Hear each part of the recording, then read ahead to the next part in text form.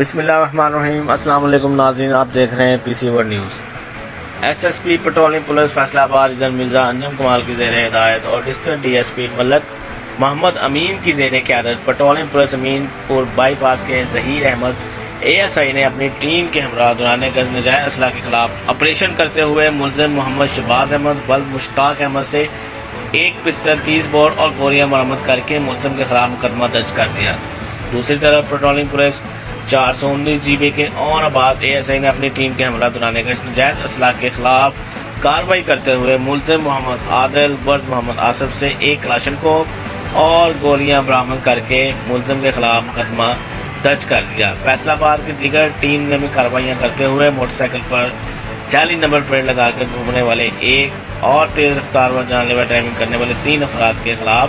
مقدمات درج کر دیے۔